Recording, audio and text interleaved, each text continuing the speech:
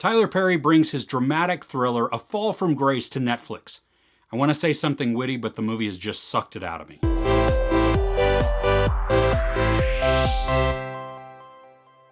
A novice public defender takes the case of an accused murderer who's looking for a plea deal after she's admitted her guilt. This plays out a lot like a made-for-TV movie or a soap opera, and it's even reflected in the quality of the film that they use. Now there is some good acting in this, and the story really does have potential, but the writing is really weak and unnatural in its cadence. It's also awkward and clumsy and falls into the cheesy category more than once. Crystal Fox stars as Grace. She's the one who's accused of murder, and she's wonderful in this. I enjoyed her performance, and she is convincing both in her happiness and her anguish. Now sure, her lines aren't the best, and I blame that on the writing, but at least she gives a good performance. Phylicia Rashad is in this also, and she does fairly well, but at times she just feels very stiff. Like she's just stifled, and I don't know why she would be stifled. I don't know if it's the dialogue or the direction or what it is, but she doesn't feel natural. She doesn't feel totally alive. Mehcad Brooks is the suave man who romances Grace,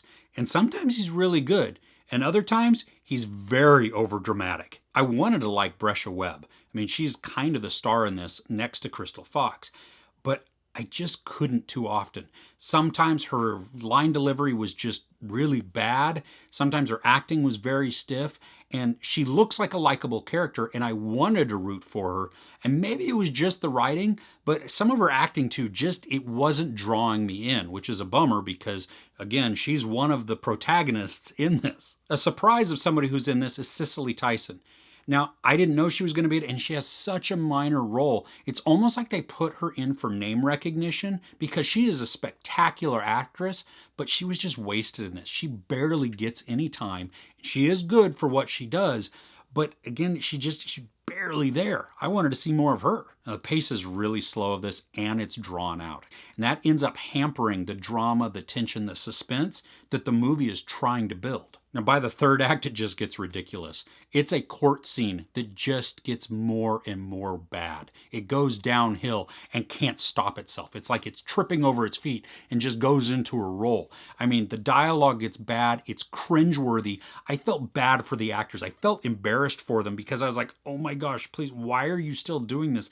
This is terrible. It's so far out of real life, and it was depressing to watch in this last act. Overall, the show is uneven. The delivery isn't consistent. The drama and the melodrama, they ebb and flow and just make it weird and break any type of just story development that they're trying to do. It draws you out of it. And then there's the end, the climax. It comes right near the end of the film. And that's not really the problem.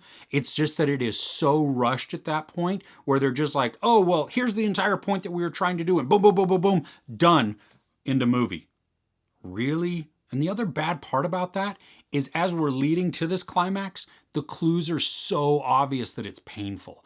I mean, they're spelled out, laid out, but then it takes minutes and minutes and minutes to get there. And you're like, oh gosh, come on. You've already shown us what it was going to be. We know what's going to happen. Just get us there already. But no, it's not going to. There are some laughable moments in this as well. Thankfully, not a lot, but they're not intentional. I mean, there's one point where somebody pulls up and they're following the camera car and they need to pull off again. Somebody gets out of the car, they continue on their way. But the camera car is too close to the car with the actors in there. So the actor literally backs up the car, turns the wheel, and goes. It was the most ridiculous thing. You're like, seriously? That you should have reshot that. It was a 30-second shot. You should have just redone it really quick. Not a big deal.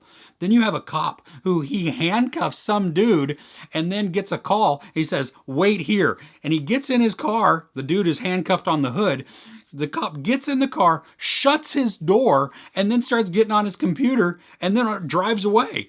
And you have the dude who's handcuffed just kind of sitting there going, well, what's going on? And he just literally, it stands there and the camera pans on him for a second. It's like, what in the world? And then the cop does it again. He handcuffs somebody else and says, wait here. And then he runs off. Well, guess what? That person that he just handcuffed, they did not wait there. What? Are you insane? Nope. Gotta go. Thanks. I wanted this to be better, and it really could have been better. There is a lot of talent on the screen, and they're just not given the right story or script or even maybe direction to do what they needed to with this. There's sex, nudity, profanity, and violence. I give A Fall from Grace 1.5 out of 5 couches.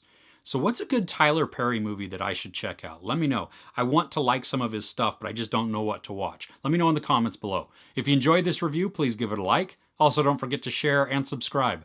I'm Chris. This is Movies and Munchies. Thanks for couching with me.